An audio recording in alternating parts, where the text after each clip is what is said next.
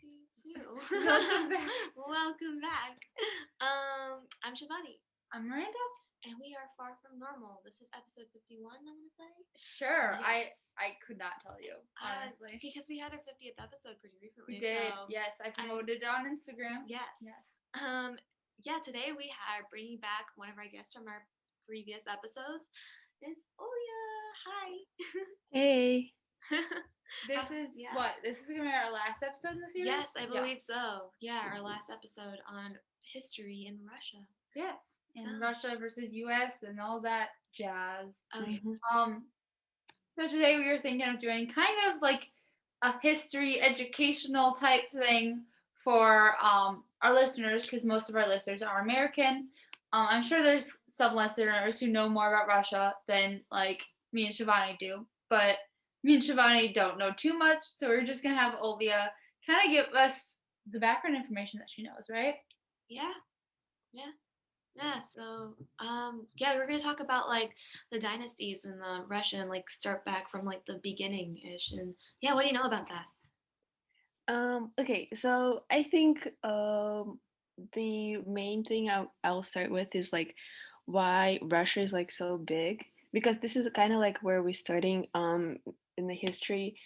There were like several, I don't know, peoples, and you know you wanted to like be as far away from your enemies, like enemy like rivals or something, as possible. And so we started like where you would say like modern Europe is, and people of, I guess, future Russia would walk, far east. And the thing about that is like the continent, there's not a lot of like natural barriers, I guess. So they just kept walking and walking and walking. And, at some point they even reached like Alaska. And so this is, I guess, I think that's why the like Russia is so big. And so then we starting with like and the older dynasty, which in Russian is called Rurikovichi. And they ruled for like a while. They were known as cruel, but I think the overall like monarchy period in Russia was not known as like period of peace and quiet. A lot of a lot of, I don't want to say genocide, because can you if you know like a better word, lots of punishments, like public punishments. Yeah. So the first dynasty ended with one of the most evil figures in Russian history. His name was, um, you call them Ivan, but we call him Ivan. Ivan the Great, or right? I Yeah. said the terrible because it's Yeah. So You're right. I'm smart. Yep. Go ahead. he didn't. Well, he did have children, but he killed all of the sons. Not all, but like the thing is, he did not have a hair. Is that like a word? Yeah, you're right. So they needed to assign um a new one. So, and they came out with Romanovs, I guess. And the first one was Mikhail.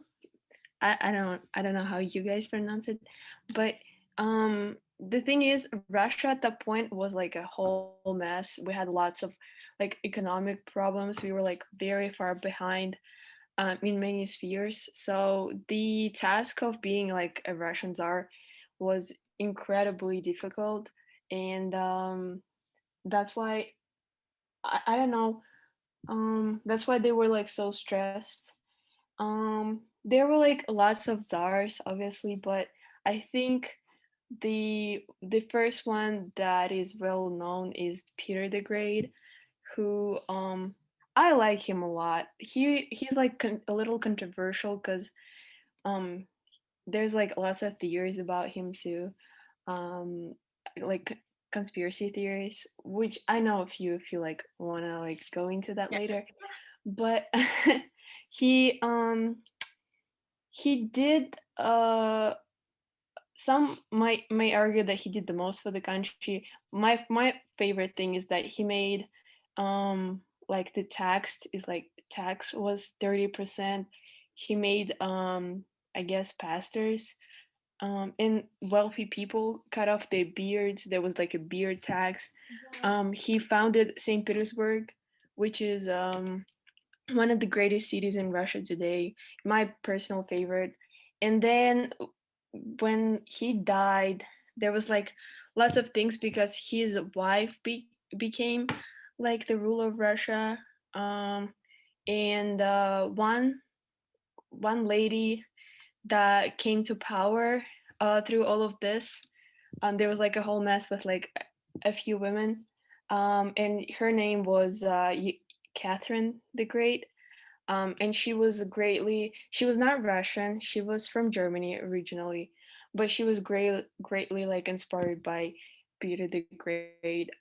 They both are known as sometimes cruel rulers, but that seems to be a trend throughout the whole like monarchy history, like monarchy period of Russia, that the like the greatest rulers tended to like kill the most amount of people. um yeah, and I think uh through my personal Romanov is her son, because he's just a little marshmallow, a little bit I don't know. His name was Pavel, and I don't know, he's just like the complete opposite of his mother. And I don't know, it speaks to me like on a personal level. He was not a good ruler at all. um After like them, there were a couple important thing to know that throughout all of this a period of time we like having served them, which is kind of like it's I don't want to call it slavery. I don't know if you have like a definition you Isn't want isn't like isn't that the like hierarchy thing that we were talking? Isn't that what the serfs are like the hierarchy? They're Serfs, just like on the bottom are rank. they like the laborers for like the wealthier class, I guess, like agricultural laborers, laborers. Oh my gosh, I cannot pronounce anything. Does that make any sense? I looked it up earlier because I was curious, but I don't know if that's the correct definition.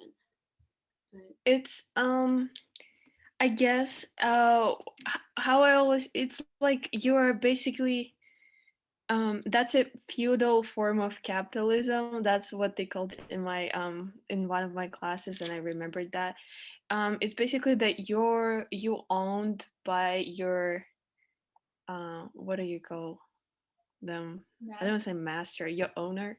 Oh, like yeah, okay. Oh, and work under them. um, You like property and stuff though? can you Isn't hear that me? the kind where like you stay with them and like you have to give them the stuff that you get, but you get like a bed and food and stuff?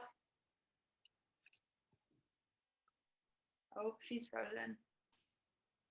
Hey, okay, so kind of like where I ended was we were trying to like define they serfdom, and I guess that's when you basically sell your labor to your owner, but in like a more cruel way, meaning that your whole life is basically owned by this person.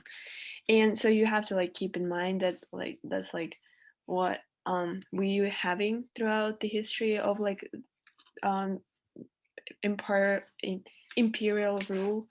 um is that how you say it? I'm not Yeah. sure. uh but the I think who ended, well, officially ended serfdom was Alexander the Second. And I think so when I say like officially, like formally ended, meaning that you could like pay your owner and be free, but at the same time, the that was like a big amount of money that you didn't have, or in there's like a whole thing. So basically serfdom still existed, just like it did previously. And then the last Tsar of Russia, and people were getting like, you know, angry because as there was a spread of how do you say it, printed books and overall like press, and people, there was like awareness, lots of like revolutionary attitudes were like growing and rising in Russia. So we're getting to the point of like I'm not entirely sure what the war was. I was gonna ask, maybe if you know, but basically there was at the same time there was war that was not handled very well by Nicholas II, and so that added to the fire, and basically they were overthrown. The whole family was killed by the revolutionaries. If you want like more details, I think there's a Netflix TV series called The Last Tsar or something, Yeah. which will give you like a more detailed idea. Um, yeah, and after after that, of course, we tried to establish some sort of like socialist state. I would argue that was not really communism. It was very authoritarian to be communist. So I think the first ruler was Lenin. Then, of course, we had Stalin, World War II, this whole thing. We had a few successful rulers. I don't want to say successful, but like they were not that as bad as Stalin was. Um, from like humanitarian point of view, but I think the last leader of the Soviet Union was Gorbachev, and he had very liberal ideas. When I say liberal, he was like open, like he had this openness policy.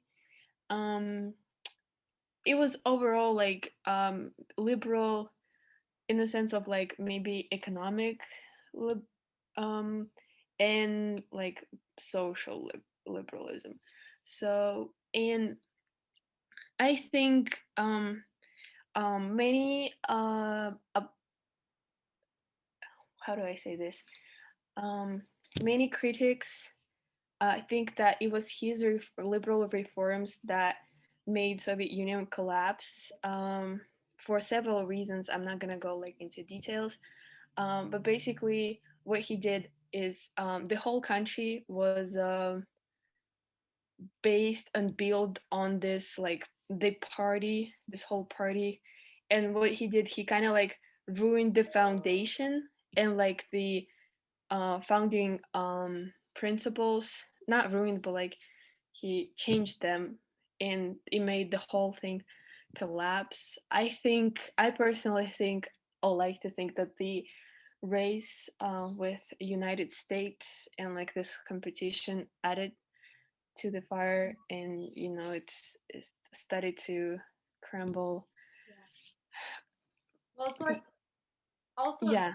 a lot of the Russians no longer wanted to be part of this, so like it's hard to control people who don't want to be part of the Soviet Union. Like it's hard for them to keep the power. Yes, and so then we had uh Khrushchev. Not no no no no, scratch that, not Khrushchev. Oh my god. Hold on. Um we only okay, we only had three presidents. One was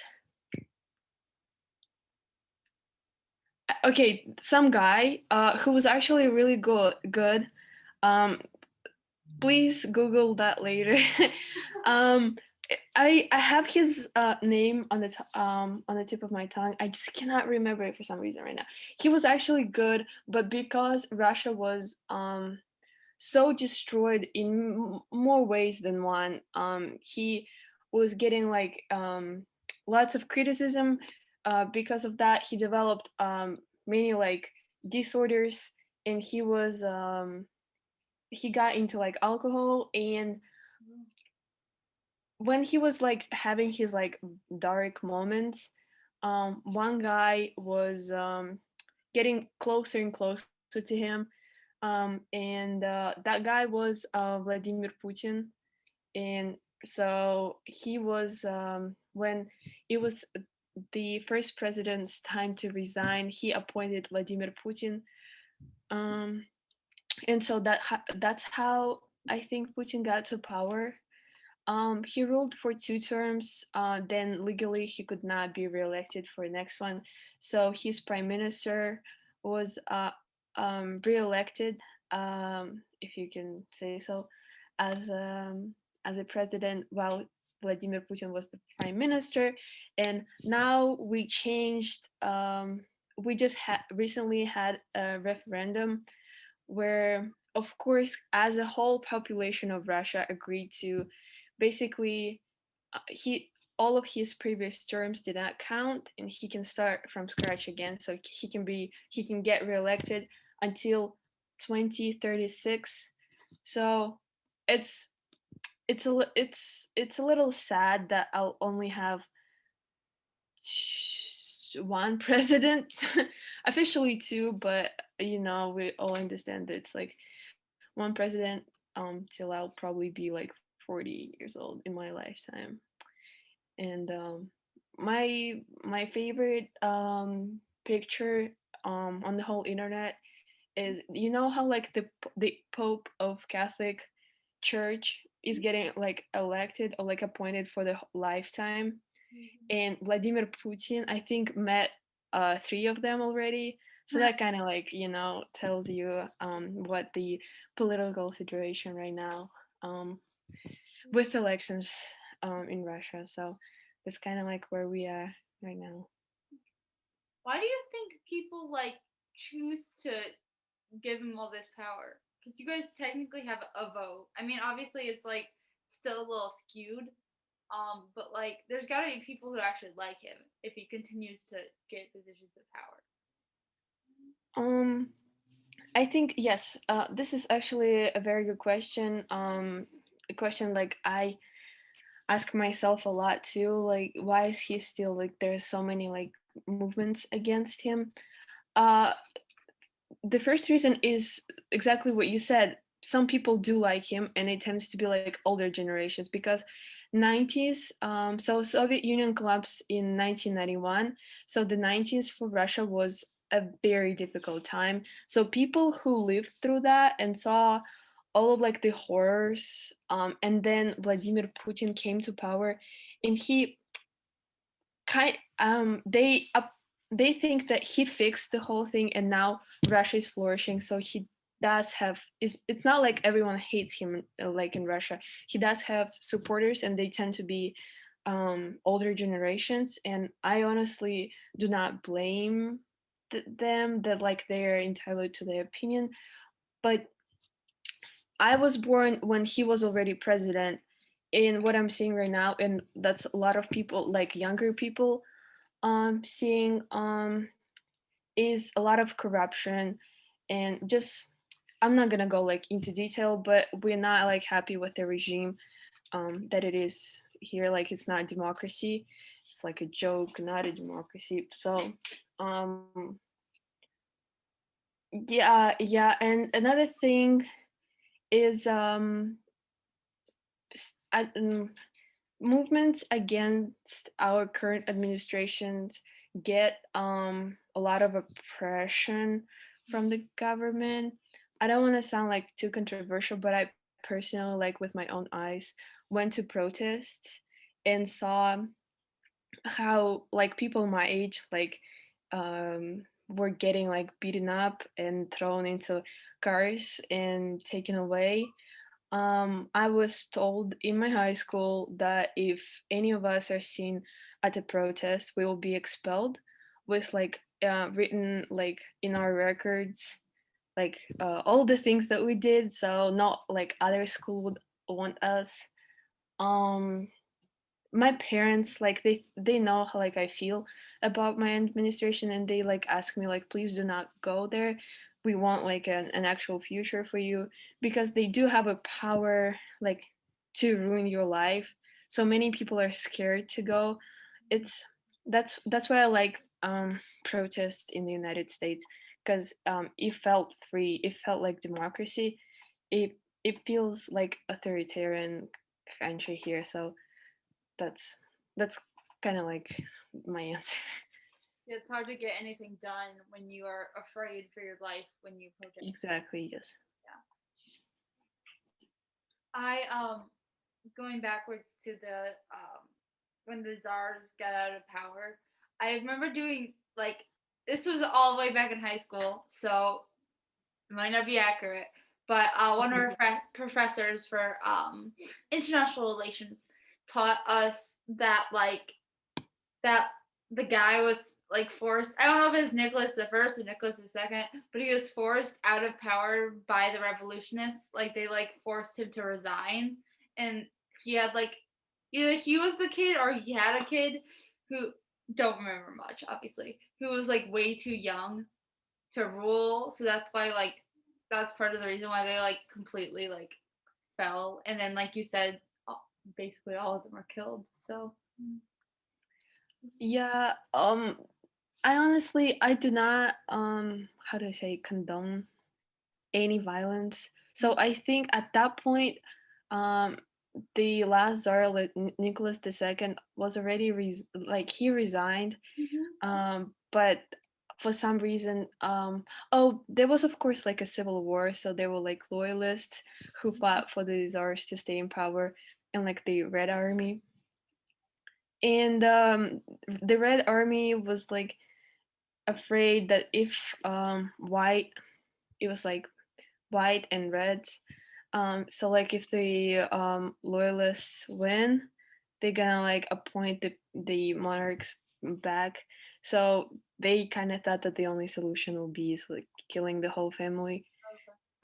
There's a theory that one of the kids survived, and that was Anastasia, and it is also like a Disney cartoon, not a very popular one, obviously, but So it is a theory. Of course, if she had survived, she didn't really do much with her living. Like she didn't like change Russia or anything, so she probably Yes. didn't survive because I feel like she would have tried to, but I don't know. Anastasia's so interesting to watch though because like it's like there's a lot of history about why the czars were bad and why revolution is good and yada yada. But Anastasia talks like about the czars being like good and like about it being her family and like there's a bunch of like the rhetoric is like super anti-revolution, which is super interesting to me. I don't know. Yeah, I there's like several narratives. I personally um I don't know, some of the methods that of course like this whole like even I'm like on the left side of a spectrum, on like economic one obviously, but there's still like this narrative that I don't like, the revolution is good, the czars were so cruel and bad. They did not have a choice, they were born into this system, even if they didn't want to rule they had to. And it's like it's a bad thing when you like have to rule and like take on all of these problems of Russia, and you just do not simply know how to fix them, and people like getting angry at you. I'm not sure. There are like two sides of on every story, so have to keep that in mind. related to that, like, do you? I probably should know this, but like, do you have any like national like holidays or like days where you like commemorate like things that happened in history, like the czars, or maybe um Ivan the Great, or like maybe something that shows how terrible Ivan the Terrible was, or like, do you have like days like that where you just like remember collectively like remember history? Um, yes, we do have a yeah. I think what we're doing right now in Russia is there's more and more holidays, and it's I think it's to raise the feeling of patriotism. I guess the biggest like national holiday is the Victory Day, which is not like really, but it's May 8th and 9th. Had to like remember how you say numbers in English. And that's when we won a World War II. We do remember two revolutions, the October and December one. I don't think it's a holiday though, because it was so um, just nothing to celebrate, honestly. Lots of deaths. Um, what else do we have? We also have this is kind of off top, but one funny holiday that we have is Independence Day, which we never gain independence from anyone. That's a thing. So that's we recently celebrated that, and everyone always asks like, who are we getting, like, who did we get independence from? So we don't. I don't have a good answer for you. What day are you celebrating on? It's something random. It's like June 12th, probably. We also have like a day of Russian flag, um, and there's lots of like some would say that lots of holidays and days off to take people's minds off the like stuff that really matters and is going on right now. But Mhm. um, So, quick question. You said yes. you have a day celebrating the October Revolution and a day celebrating the December Revolution, and I really had no idea there were two different revolutions. What's like the difference between what happened in the two? That's that's actually a really good question.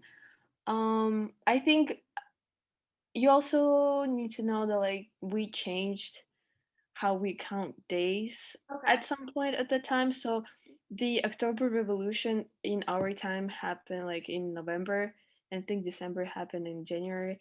And I don't have a good answer for you. That's the whole thing. That's fair. I would love to tell you. Um, However, I'm at this point I'm too confused. I just what I can tell you, the process uh of this overthrowing government is a long, a long, complicated, and messy. So there were two revolutions. Okay. Hmm. Yeah, I didn't know about that either. Yeah, are there different calendars for Russia? Like, I'm just curious. Like, are there like when they change the dates, were they on a different like calendar? Yeah, because maybe that has to do with. Actually, I'm not sure because um I was gonna I was gonna assume that because um like monarchy times were very religious, and once their revolutionaries came to power they were like extremely atheist, so lots of churches were burned. They tried to destroy everything that has to do with orthodox or like mainly orthodox religion, and that's one of the reasons why you added under God to your Pledge of Allegiance, I because didn't like realize I had it before. the communists were so like anti-God that Americans were a little like scared of that. So um back to your uh, question. One of the ways how you like start counting your days is from the birth of Christ. So that may be the reason. However, that's a complete guess. and I'm not entirely sure. Um, I was looking through my notes. This is going back a few seconds. But the difference Yes, between the revolutions. October was when women took power. December was when they killed Nicholas. And the rest there of you go. yeah. That makes so much sense now. Yeah. But that's so interesting. I didn't realize that we didn't have under God before then. Yeah, that makes sense. It is. Like Yeah. we did so many things to just like avoid like there's the whole red scare where they had like the what blacklist, isn't that what it was called? I think it's the blacklist where they had like people who might be communists where they just like would Oh yeah. break into like their houses and just kill them. Or like when we were pissed off at France a long time ago, we like discontinued the name French fries, which we might have talked about in the podcast already, and we called them freedom fries. Ew. And like, yeah, so it's, or like we have like the propaganda like on the TV shows where they like Mickey is dressed up in like his Uncle Sam outfit. I just think it's really funny how like skewed it is. I don't know. Yeah, the whole propaganda, like you think Russia is doing it the most. The propaganda in the US was crazy to me. The thing that I as a Russian citizen had to stand and say the Pledge of Allegiance to the American flag Did they was make you? they didn't make me because my for my whole year my first class was Mr. Robinson's class, and he did not do the Pledge of Allegiance, and he discouraged everyone from doing it. Yeah. So I didn't have to. Some days I would just to piss him off, but um it's weird because I think it was if I was in some of math class where everyone would like stand up and do that, I'll kind of be like pressured to do it too. It's good that I had like US history in the Love first how you hour. said math because that's how our teachers were. Like all of our teachers were liberal except for our math teachers.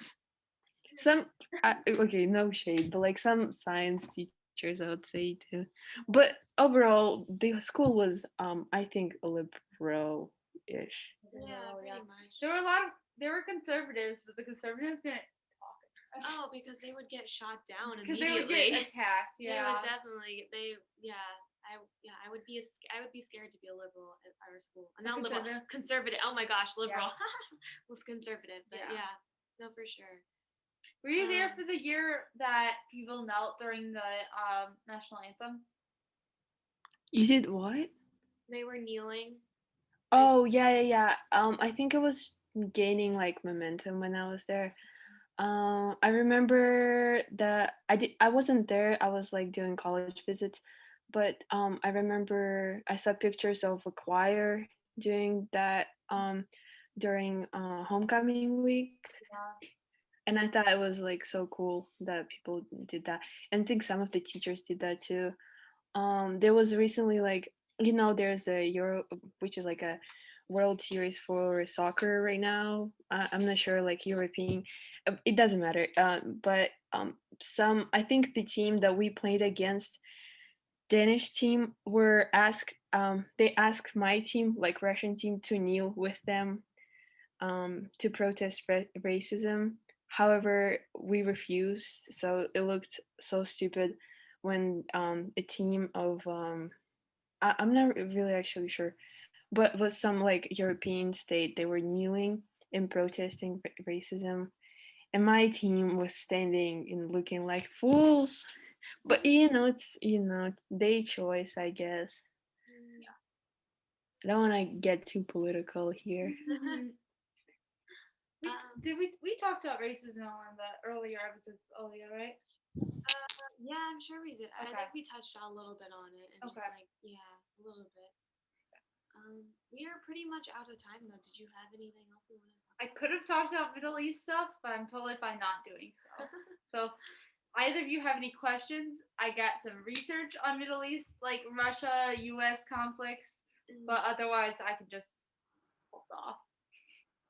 I think that would take a while. So why don't we leave it up to our audience and ask them if they want to hear about that? Because like I'm sure there'd be people interested. We can make a whole episode on it too. I don't know too much about the Middle East, so I only know what Miranda has in her notes. Right. But I'm sure it's really interesting. But yeah, do you have any closing words, Olya? Olya, did you have any things you want to talk about before we log off? No, I guess everything is covered. Yeah. Yeah, we covered a lot. You We covered a did. lot. Thank you so Yeah. much. That was really like it's good to know about. Yeah. I feel like because maybe it's just me because I'm a history nerd, but I feel like it's important for us to know what Russian history looks like because like Russia is demonized so heavily by like our government to actually know Mhm. what it looks like and know the background information and know how much things have changed. Like I feel like nothing's really you guys don't have like consistency. I mean, we don't really have consistency either, like at all, because we have different presidents. But we have like democracy throughout. But like there's like very Mhm. different. I don't know. So I thought it was important to hear about. Oh, I want to say one thing. To I guess there's like not a lot of red scare or something like people. I just want to say that like kids in Russia, we just like as kids in America, we don't like our administration either. We do not. We do support like LGBT rights. We are like against racism. And the youth in Russia tends to be extremely liberal, and we're trying to change our country. It's just not ready yet. So we just like you're in America. So Do you think it's gonna change in your generation? Like, do you think you guys are actually gonna like change things? um, I do have hope, but I don't think it's gonna happen in our generation because the corruption, like when you start to study it, it's just like so deeply rooted into the system. You have to like change the whole entire system in order to eliminate the issue. So Sense. Well, hang in there. yeah. Thank you so much for joining us for this third episode. We learned so Final much from you, and episode. yeah, the third and final episode. We really enjoyed having you here, and we hope to stay in touch too. Yeah. Maybe in like the far out future, we can do like a little catching up in Russia or something Oh like that. yes, That'd be cute. cute, That really would be cute. cute. Be awesome. But thank you so much. It was just really Thank you so much, you guys, for inviting me. That was so much fun. Enjoyed it. yeah. All right, so I'm gonna do my little ending bit. Mhm. To all our listeners, if you have any questions, comments, or feedback, you can let us know by emailing us at farvernormalpodcast2020 at gmail.com. We also have an Instagram at farvernormalpodcast. There's also a survey in the Instagram. You can fill that out and let us know any of your thoughts. Like and subscribe on YouTube. Leave us comments. Also leave us comments on Instagram. We love it. Love talking to you guys. We have a little Patreon page if you guys want to. She usually does that, so I'll do it. Wasn't But sure what she was talking about. Yeah. we have a little Patreon, so if you guys want to like help us, give you guys better quality content and also hear more from us, like Yeah. maybe consider. We But also no have pressure. some merch in our Patreon.